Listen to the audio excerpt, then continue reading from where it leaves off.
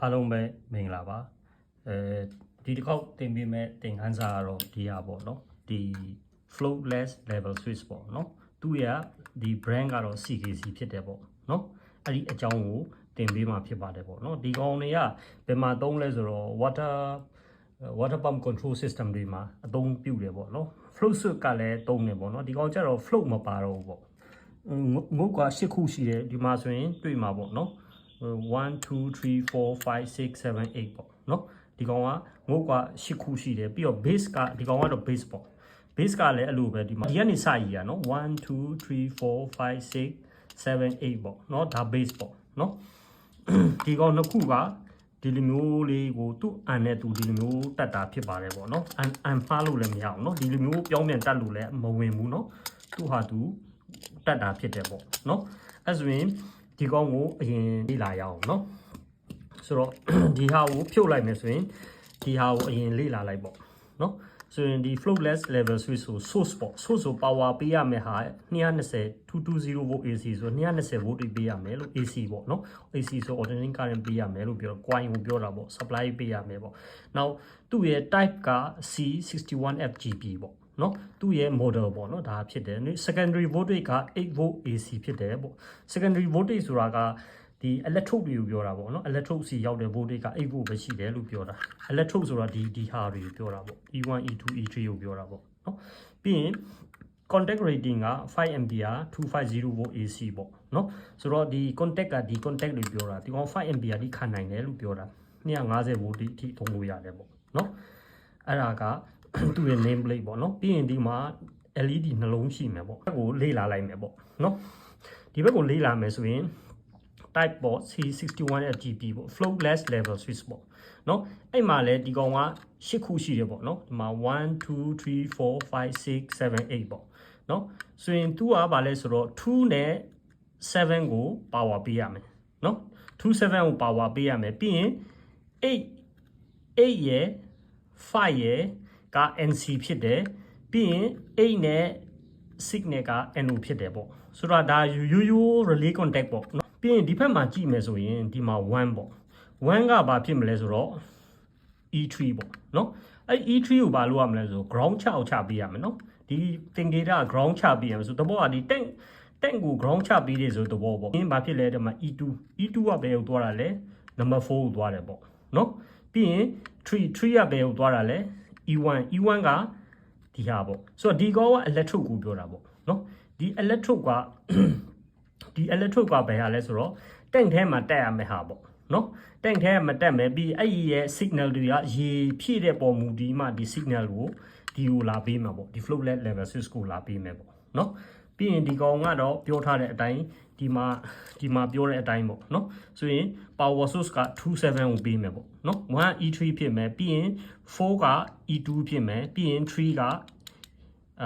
E1 ပေါ့နော် E1 ဖြစ်မယ်ပြီးရင်ဒီကောင်8ပေါ့8က common ပြီးရင်ဒီကောင်က5က NC ဖြစ်တယ်6က NO ဖြစ်တယ်ပေါ့ဒါ relay contact ပေါ့ဒီနော်8 5 6က relay contact ပေါ့နော်အဲ့ဆိုရင်ဒါကိုနားလည်မယ်ထင်တယ်နော်โอเคဒါကတော့ electrode ပေါ့နော် electrode ဒီရေကန်ထဲမှာတက်ရမှာပေါ့အပေါ်ကန်ပဲဖြစ်ဖြစ်အောက်ကန်ပဲဖြစ်ဖြစ်နော်ဒီမှာပါမယ်နော်ဒီမှာ E3 နော် E3 ရယ် E2 ရယ်E1 ရယ် E2 ရယ်ပေါ့နော်ဆိုတော့ E3 ဒီဘာဖြစ်လဲဆိုတော့ဒီမှာရေးထား E3 ဒီအရှည်ဆုံးဖြစ်တယ်နော် E3 အရှည်ဆုံးဖြစ်တယ်ပြီးရင် E2 ကဒုတိယအရှည်ဆုံးဖြစ်တယ်ပြီးရင်ဒါ E1 ပေါ့ E1 ကအတူဆုံးဖြစ်တယ်ပေါ့နော်ဆိုတော့ဒီ E3 ကို ground ချပေးရမယ်ပေါ့နော်ဆိုတော့ဒီကောင်ကရေကန်ထဲမှာလာမယ်ပြီးရင်ဒါ floatless ကဒီကောင်က panel control panel မှာတက်မယ်ဒီကောင်ကရေကန်ထဲမှာတက်မယ်အပေါ်ကောင်ပဲပြအောက်ကောင်ပဲပြီးရင်ဒီက signal 3ခုကဒီကိုလာပေးမယ်အဲ့ဒီပုံမူဒီမှာ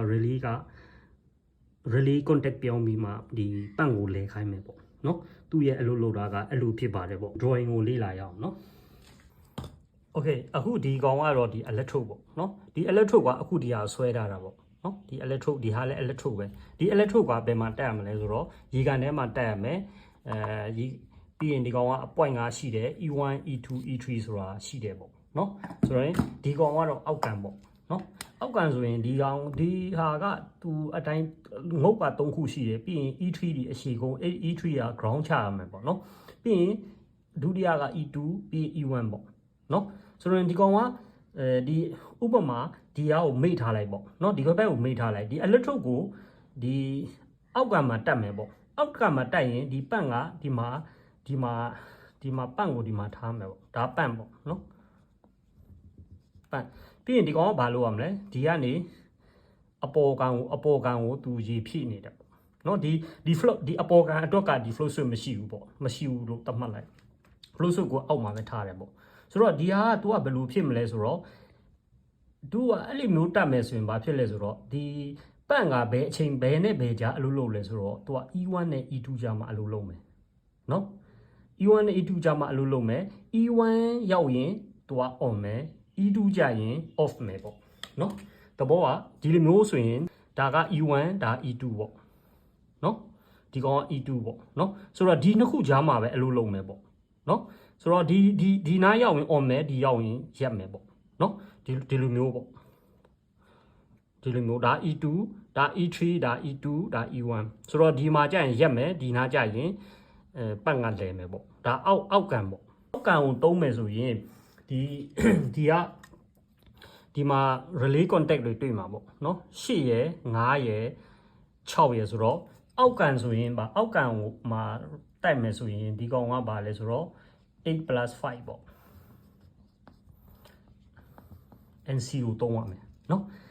85ဆိုရဲ NC ကိုတုံးရမယ်အောက်ကန်မှာ electrode ကိုအောက်ကမှာတက်ပြီးမှပန့်ထိုင်မယ်ဆိုရင်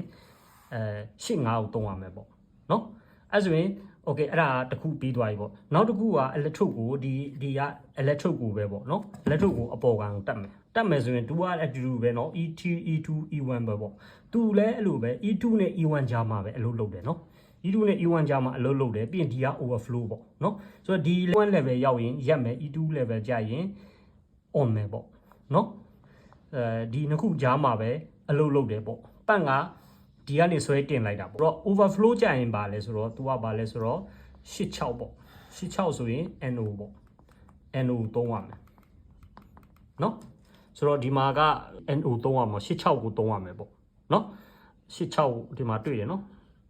8ရယ်6ရယ်သုံးရမယ်เนาะဒီက electrode က signal လှမ်းပေးတာเนาะဒီမှာ1ရယ်3ရယ်4ရယ် signal ပေးတယ်အဲ့ဒီပေးတဲ့ပုံမူဒီမှာဒီဟာက8ရယ်9ရယ်6ရယ်ပေါ့เนาะဆိုအောက်ကန်ဆိုရင်8နဲ့9နဲ့3ပဲပြီးရင်အပေါ်ကန်ဆိုရင်8နဲ့6နဲ့3ပဲเนาะအဲ့ဆိုရင်နားလည်မယ်ထင်တယ်ဒီကောင်က line ပေါ့เนาะအဝါ line ဒီကောင်ကအမဲက neutral ပေါ့ line neutral ပေါ့เนาะ line ကဒီကောင်က7ဝင်တယ်เนาะ7ဝင်ပြီး7နဲ့8နဲ့ကို parallel ချိတ်လိုက်တယ်เนาะအဲ့ဒါပြီးရင်ဒီကောင်ကအောက်ကန်အနေနဲ့3တဲ့အတွက်5ပေါ့เนาะဒီမှာ1 2 3 4 5ပေါ့5ကနေမှ line ကို power ပေးမယ်ပေါ့เนาะဆိုရင်neutral ကြတော့ဒီပန်ကာတစက neutral ဒီကနေပူးယူလိုက်တယ်ပေါ့ဆိုရင်ဒီအောက်ကန်အနေနဲ့ဆိုရင်ဒီလိုမျိုးသုံးရမယ်ပေါ့ဒါကတော့ electrode ပေါ့เนาะ electrode ဆိုရင်ဒီမှာတွေ့မယ်ဒီမှာ E3 E1 E2 ပေါ့เนาะအဲ့ဆိုတော့ဒီဟာကိုဒါ E3 က E3 ကိုဒီကိုယူလိုက်တယ်ပေါ့ယူပြီးမှဗာပြရမလဲဆိုတော့1ကိုတက်မယ်1ဆိုရင်ဒီကောင်ပေါ့ကောင်က E3 ပေါ့နော်ပြာ E1 ဒီ3ကိုတက် brown က E2 ပေါ့နော် E2 ဒီ number 4ကိုသွားမယ်ဒီကောင်ကိုတစ်ချက်ပြန်ကြည့်လိုက်ပေါ့နော် E2 ဒီ E3 ဒီ number 1သွားတယ်ပြီးရင် E2 ဒီ number 4သွားတယ် E1 ဒီ number 3ကိုသွားတယ်ပေါ့ဆိုရင်ဒါ connection မှန်တယ်ပေါ့ဒါကိုရေခွက်တစ်ခွက်ယူပြီးမှ power နဲ့ဆန်းရအောင်เนาะ okay ဒါအောက်ကန်ပေါ့เนาะဒီကောင်ကအောက်ကန်အခုဒီ power တင်ထားတယ်ဒါပေမဲ့ဒီပန်ကအလုပ်မလုပ်သေးဘူးပေါ့เนาะပန်ကာဆိုတကယ်တော့ပန့်ကိုပဲလဲရမှာပေါ့เนาะပန့်ကိုလဲရမယ်ပန့်သုံးမယ်ဆိုရင်တော့ magnetic connector ခံရမှာပေါ့เนาะခုကပန်ကာကတော့ဒီ12 watt ပဲရှိတဲ့အတွက် ampere နည်းနည်းလေးမလို့ဒီတိုင်းရိုက်သုံးလိုက်တာပေါ့เนาะဆိုတော့ E3 ပေါ့ဆိုတော့ဒီကောင် E3 ကိုဒီကောင်ရေထဲကိုမြုပ်လိုက်တယ်ပေါ့ရေထဲမြုပ်လိုက်တယ်အလုံးမလုပ်သေးဘူးပေါ့ပြီးရင် E3 ပြီးရင်ဒါ E2 ပေါ့เนาะ E2 လည်းရေထိသွားပြီအလုံးမလုပ်သေးဘူးเนาะပြီးရင် E1 ရေထဲထိမှအလုံးလုပ်တယ်ဟောเนาะ E1 ရေထဲထိသွားပြီ E1 ထိရနဲ့ပန်ကလဲတယ်ပေါ့အဲ့ဆိုရင်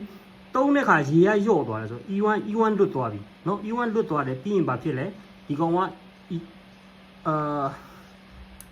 okay ဒါ E2 လွတ်သွားပြီเนาะ E2 လွတ်သွားပြီဆိုတာ ਨੇ ပန်က ရက်သွားတယ်ပေါ့အဲ့ဆိုရင်ဒါသဘောပေါက်မယ်ထင်တယ်ဆိုတော့ဒီကောင်းကို86ပြောင်းလိုက်မယ်နော်86ဆိုအပေါ်ကနေ3မှာတစ်ခေါက်ပြန်ဆန်းရအောင်နော်โอเคဆိုတော့ဒီပန်ကာပေါ့နော်ဒီပန်ကာရဲ့ကျိုးပေါ့ဒီ number 5ကနေယူလိုက်တယ်ပြီးရင်ဒီကောင်းကို6ပေါ့နော်6ကို join မယ်နော်